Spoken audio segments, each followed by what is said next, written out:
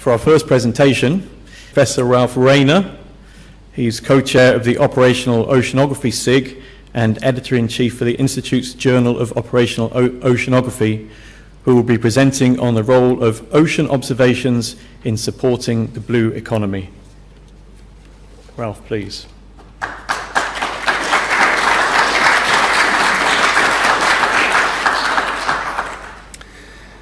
Well, good morning, or good afternoon, or good evening, depending on where you are in the world, ladies and gentlemen. And thank you for those kind words of introduction. If you had no background in things marine, you might conclude that this is an alien organism from an alien world. In many respects, it is. This is a species of Grimpoteuthis, which goes by the popular name of Pulpodumbo.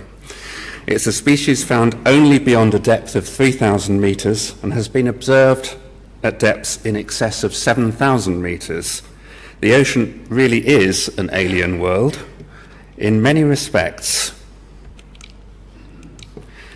So if we think about the characteristics of the ocean, pressures of up to 1,000 times those at sea level. The deep ocean represents 80% of the habitable space on the planet. It's mostly completely dark. It's a corrosive fluid. It's mostly only just above freezing point. It has a curious inverted ecosystem. All the plants are at the top, and most of the animals are underneath them. Has unique chemosynthetic-based ecosystems which are completely independent of sunlight, and it has 8 phyla that are unique to its environment. So in many, many respects, it really is an alien world. And if you were an alien coming across so-called planet Earth, this might be your first view.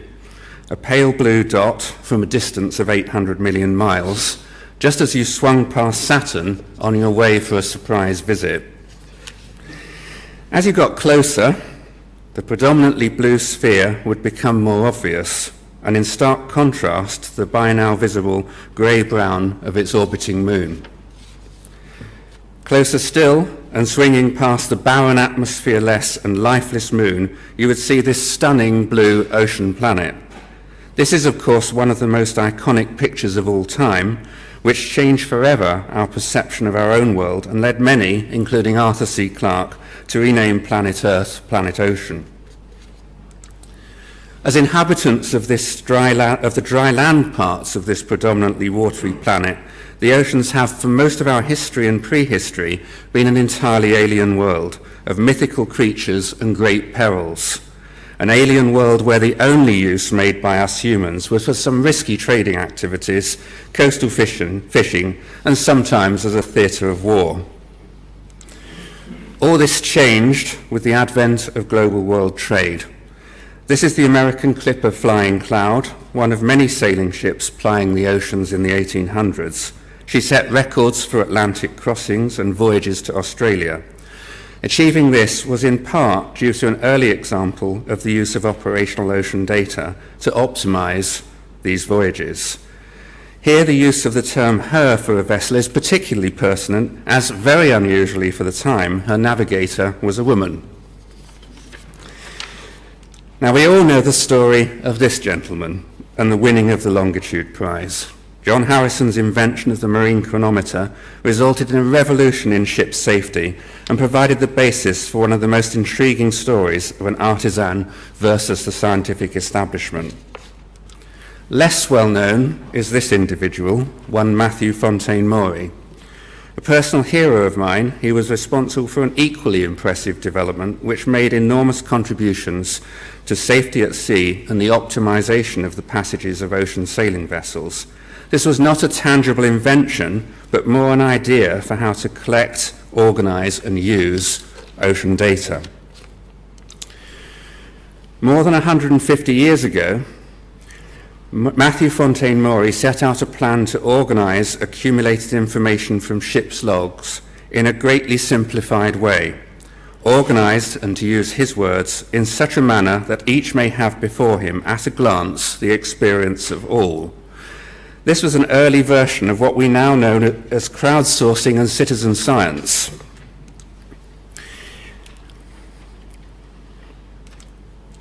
In 1853, Maury convened an important conference in Brussels.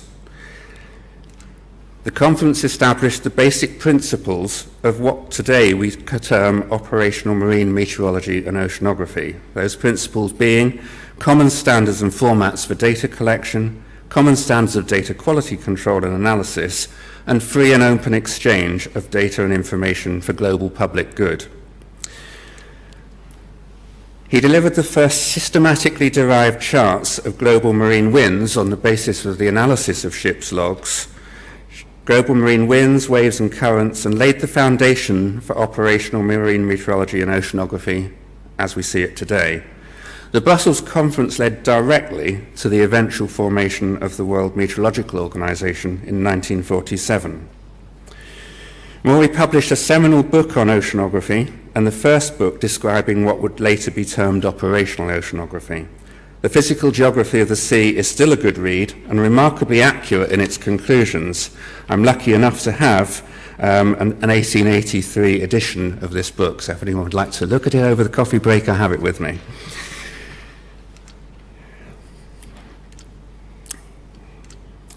As well as providing the foundations for what would become the World Meteorological Organization, whose work continues to be primarily concerned with the coordination of global operational observations of the atmosphere, Maury's work can also be traced to the concept of a Global Ocean Observing System.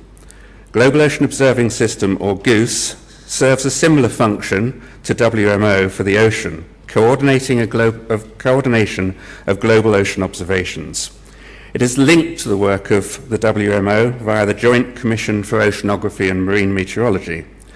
I've been fortunate to have worked with the GOOS programme since its inception and to have served as chair of its Global Steering Committee and to have spent much of the last 10 years supporting the development of its US component through my role at the US National Oceanic and Atmospheric Administration. I could spend the rest of the day talking about the Global Ocean Observing System, but time is short. Suffice to say that it now brings together global satellite observations of the oceans, a plethora of sustained global measurement programs, including the direct successor to Maury's pioneering work with Ships of Opportunity, and the use of operational mathematical models of the ocean. Through its global, regional, national, and local components, it now provides a detailed understanding of past ocean state, present ocean state, and forecasts and projections of the ocean at weather and climate timescales. Maury would have been amazed at how far we have come in a little over 150 years. This coordinated global system underpins the provision of operational ocean data and information in support of scientific understanding of the oceans, safety, effective and efficient use of the ocean and its resources, and the protection of the marine environment. Fast forward to today's ocean economy. Today there are many established and emerging uses of the ocean as a source of food, raw materials, and energy, and as the primary medium for global trade. Scientific exploration of the ocean has expanded enormously, as has our ability to monitor the oceans from space, from the air, from the sea surface, within the ocean, and on and below the ocean floor. All this has been made possible by huge technological advances in comparatively recent times. As we look forward into the relatively near future, our use of the oceans and its resources is set to grow significantly. To varying degrees, operational oceanographic information underpins all of these uses. Indeed, most of them would not be possible at all without it. Imagine trying to design, install, and operate a deep-water oil and gas production system without access to adequate knowledge about the ocean environment in which it must safely and effectively operate. In its 2016 report, The Ocean Economy in 2030, the Organization for Economic Cooperation and Development projected a doubling of ocean-based industries' value-added activity by the year 2030, a rate of growth almost certain to outstrip the growth in many terrestrial economic activities. Delivering this growth in a safe, effective, and environmentally acceptable way fundamentally depends on sustained operational ocean data and information at global, regional, and local scales. To return to my oil and gas example, design, installation, and operation of enormous offshore structures, such as the one you see in this slide, is clearly completely dependent on a comprehensive understanding of the ocean environment it must be designed to survive and in which it must plan its day-to-day operations. This is equally true for emerging uses of the ocean, such as capture of offshore wind energy. As this infrastructure grows in complexity and scale, this dependence will increase. Developing capabilities such as floating offshore wind will create new demands for operational observations to deliver against the challenges of designing, installing and operating such large-scale floating systems. And to give you an idea of scale, this is the floating base for the offshore wind installation in the previous slide. So this is approaching similar scales to structures in the oil and gas industry. Another emerging activity is large-scale open water aquaculture, one of the ways we may be able to provide the protein needs of a world population expected to reach 8.5 billion by 2030.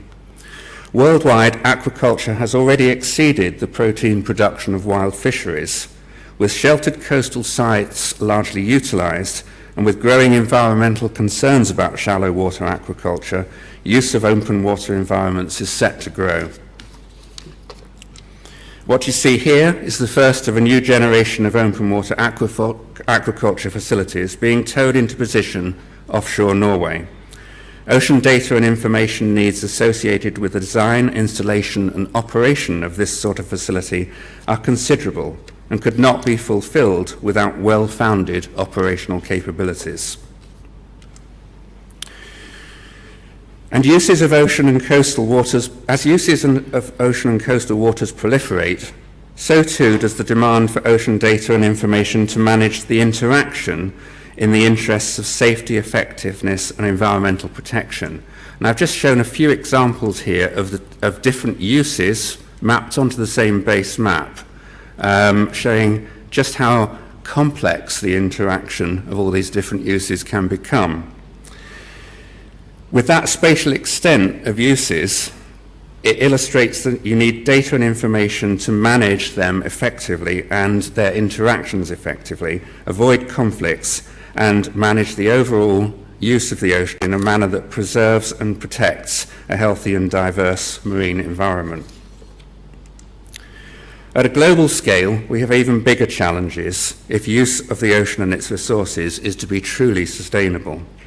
Here too, operational ocean data and information is critical to being able to understand global impacts on the ocean and determine measures to manage and mitigate them.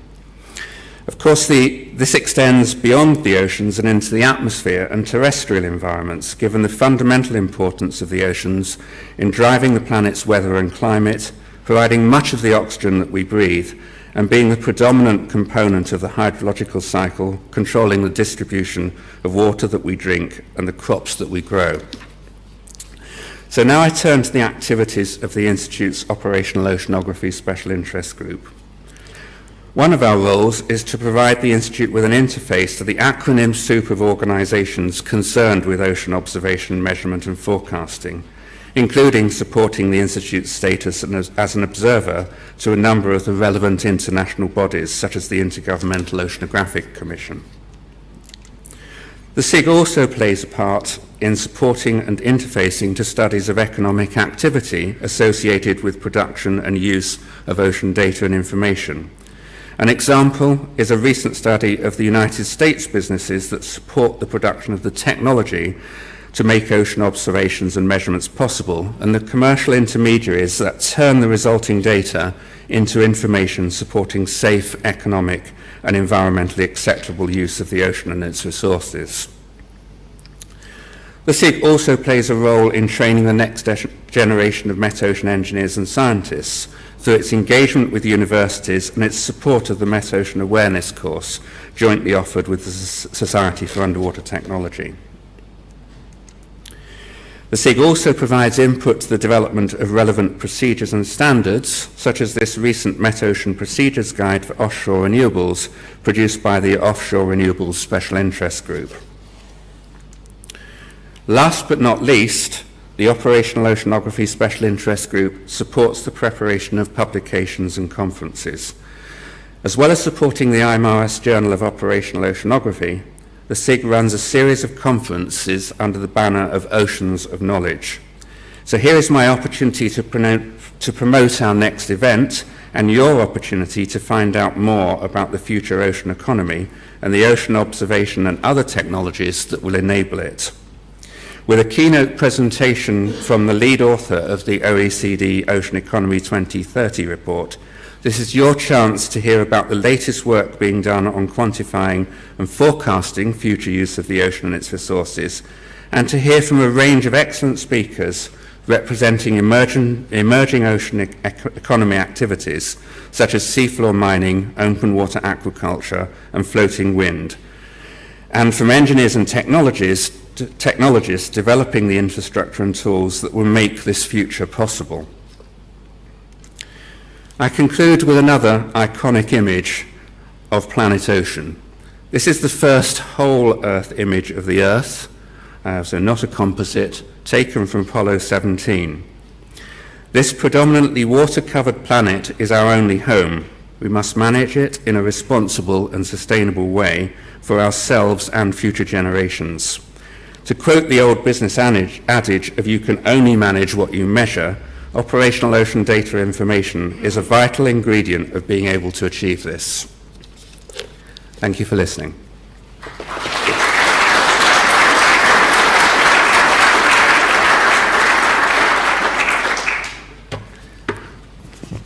Ralph, thank you very much indeed. A fantastic presentation. I'm going to hand over the handling of the questions to Bev, who's sat with me here, so please, Bev. Thank you, and thank you for everyone who has submitted questions. I will answer the first question because it says, will all presentations be available to attendees after today's event? And the answer to that question is yes. The recording will be available, and also the presentations.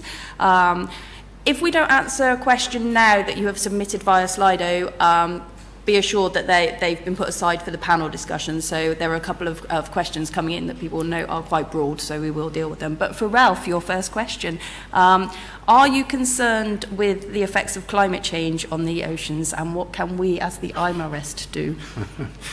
Am I concerned about the effect of climate change? Enormously concerned. And concerned that if we're really not moving anything like fast enough to deal with the issues in the oceans and beyond the oceans. Many in this audience will have heard a number of presentations recently concerned, just to take one issue, with sea level rise, something we probably can't do anything about now, but which we have to work out how we're going to adapt to. And that's equally true of all of the other ocean issues. The time is now to start doing something about them. The second part of the question, what can we do to influence that? Well, the only thing we can really do is to persuade people of the vital urgency. So that's the first and most important thing to do, and that's really reaching out to as broad an audience as we can with that message, and of course to try to influence those that can actually really do something about responding to those challenges. So that's governments, at a national and international level. Thank you. Our next question is, how open and accessible is ocean data? And what can be done, and by whom, to make it more available to us all? So I think the access to ocean data has changed pretty profoundly over the last 30 years. Both in terms of how it's organised and in terms of the degree to which it's openly accessible. If you went back 30 years, it was really quite difficult to pull together even information that was in the public domain. I think that has changed profoundly. There are now pretty well organised mechanisms for reaching and connecting to and accessing data that's in the public domain. I think there's equally been a revolution in what goes into the public domain. There's really relatively little ocean data and information at an operational level that does not go in some form or another into the public domain. There are still cases, and there are still countries where that's a problem, where some of their operational observations are not openly available. But in general, I think that's something that's improved enormously. And the few pockets of resistance that are left, I think, will eventually fall. And our next question for you, we have about 4 minutes, is given the environmental damage that different entities have caused on land, what monitoring can be done on the ocean floor as it's even more hidden? Well, there's plenty of monitoring we can do. I think understanding the problem is not the main issue. It's actually doing something with the monitoring in terms of using it in effective management, and which is the challenge in any environmental issue. Understanding it is not the predominant problem. The predominant problem is the policy framework within which you actually do something with that information to enable effective management. I think in the oceans we face obviously a very interesting problem, because we do have a large proportion of the oceans being the global commons. But actually I see an opportunity in the fact that the oceans are a global commons, because you do have an opportunity for global regulation. It's one of the few areas where that's potentially true. But there's a huge amount of work to do to get to the point where that becomes the case. And we have one question that I think might be best answered by our next speaker, so I'll save that one. Despite your, obviously you are very worried about climate change in the ocean, we still as an institute have a number of deniers amongst our membership.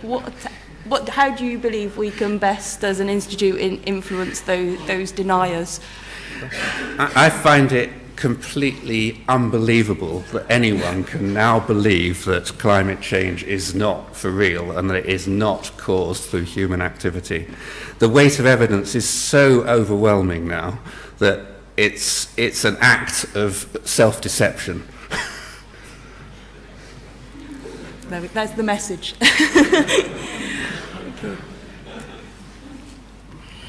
Okay, super.